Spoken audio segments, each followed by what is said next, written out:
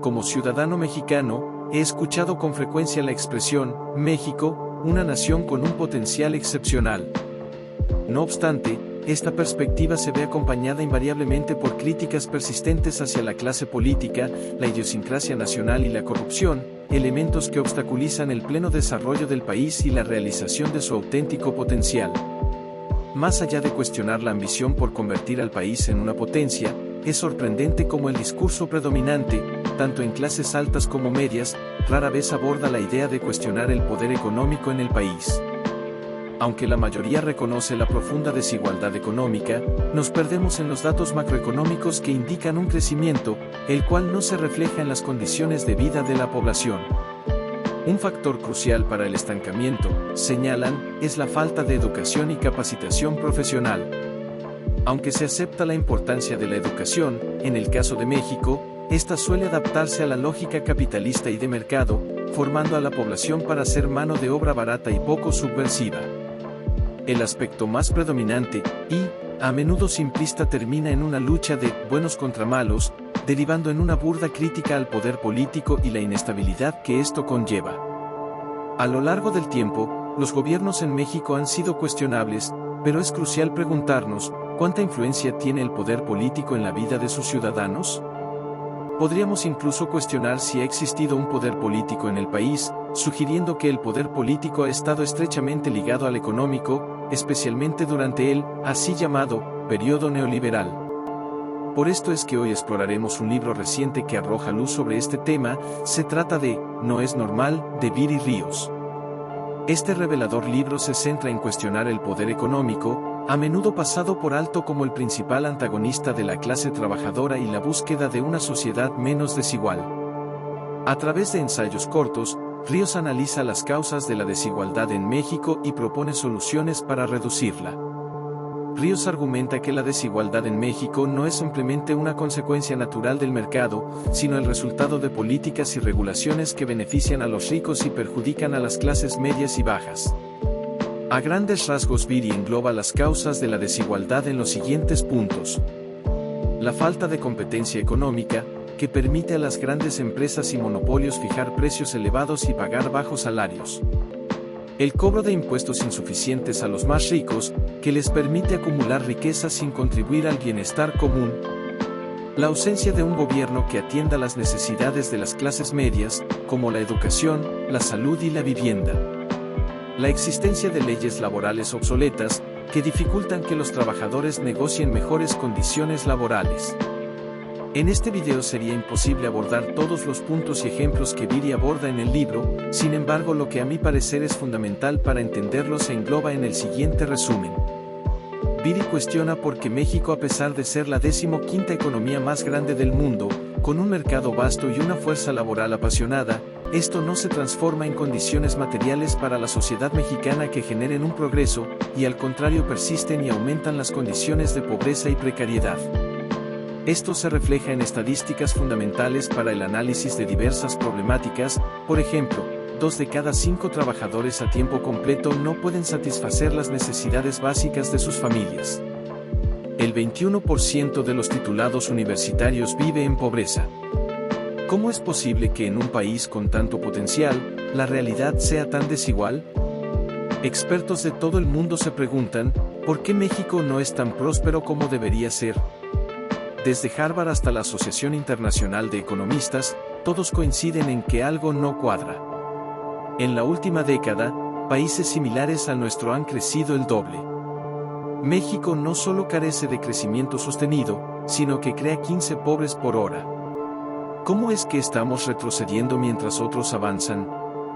Desde la revolución hasta las marchas feministas del 2021, somos un país de lucha y resistencia. ¿Por qué entonces no hemos logrado el desarrollo que merecemos? Una cuestión fundamental para responder esta pregunta radica en la conciencia de clase. Viri señala que la mayoría de estratos sociales se consideran a sí mismos como clase media, simplemente por acceder a un mercado de consumo mayor. Sin embargo, la precariedad que muchos viven no podría englobarlos en esta categoría, y por otra parte la clase alta, a su vez se considera a sí misma como clase media. La ilusión de ascender a una estrata superior lleva a la clase baja a respaldar inadvertidamente leyes y normativas que socavan sus propios intereses económicos. Tanto pequeños empresarios como empleados, quienes luchan por cubrir sus necesidades básicas, se ven atrapados en la creencia errónea de pertenecer a una categoría de mayores ingresos. Esta falacia los impulsa a defender medidas que, paradójicamente, obstaculizan su propio progreso económico. La falta de organización resultante les impide desafiar las reglas arraigadas que perpetúan esta desigualdad, dificultando así cualquier cambio significativo. Más allá de la corrupción, nos enfrentamos a reglas que no solo restringen, sino que han erigido un México fundamentado en políticas que favorecen a los más acaudalados y a las grandes corporaciones, perpetuando así la desigualdad. Las repercusiones son evidentes: los ricos contribuyen proporcionalmente menos en impuestos, la clase media está por debajo de su potencial real, y desde el año 2000, las grandes empresas siguen acumulando la mayor tajada de las ganancias.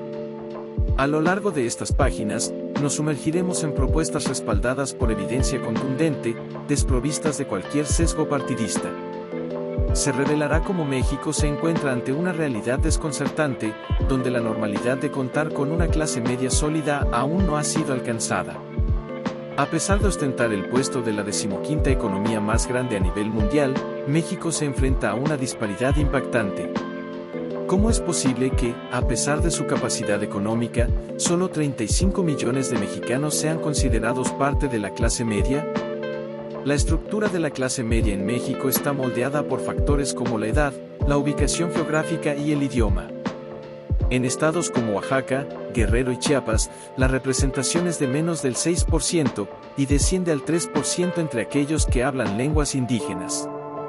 La pandemia ha exacerbado esta problemática, disminuyendo la clase media en hasta 4 millones de personas. Sin embargo, sorprendentemente, el 79% de los mexicanos se perciben a sí mismos como pertenecientes a la clase media. Otro factor crucial se revela en el panorama empresarial de México, que actualmente enfrenta desafíos significativos con la dominación del mercado por parte de grandes empresas. Si existiera un equivalente al S&P 500 en México, las empresas en las que se invertiría en este índice se mantendrían prácticamente inalteradas desde hace al menos 50 años. En resumen, la competencia económica es prácticamente inexistente en el país, ya que los propietarios de estas grandes corporaciones impiden la entrada de nuevos competidores. Resulta innegable que fomentar la competencia y eliminar los monopolios son pasos esenciales para fortalecer a los pequeños empresarios. El libro también es un recordatorio de que un cambio profundo en estas realidades no vendrá por buena fe, sino por la toma de conciencia de las clases bajas y trabajadoras. Necesitamos una reforma integral, desde la educación hasta la fiscalización, para construir una sociedad donde todos tengan acceso a la clase media. Viri Ríos nos incita a crear sociedades más politizadas y que participen en la toma de decisiones de sus comunidades y su país. Requerimos elegir políticos que nos representen a las mayorías y desafiar la normalidad, invertir los esquemas de ganancias y se distribuya equitativamente en la sociedad, creando una clase media fortalecida y próspera. No es normal que los mexicanos no vivamos mejor. Concluimos este breve análisis del libro, cuya lectura resulta reveladora, especialmente en un sexenio donde aparentemente se volvió la mirada hacia las clases menos favorecidas. No obstante, el libro deja en claro que incluso con este cambio de discurso gubernamental, la realidad práctica ha sido totalmente insuficiente. En resumen, nos han ofrecido promesas vacías, no se ha materializado ningún cambio significativo, el poder económico sigue inalterado, escasas leyes han beneficiado a los trabajadores, y la lista de carencias persiste. Me encantaría conocer tu opinión. Únete a la conversación. Descubre, no es normal. Juntos, cambiemos las reglas y construyamos el México que realmente merecemos.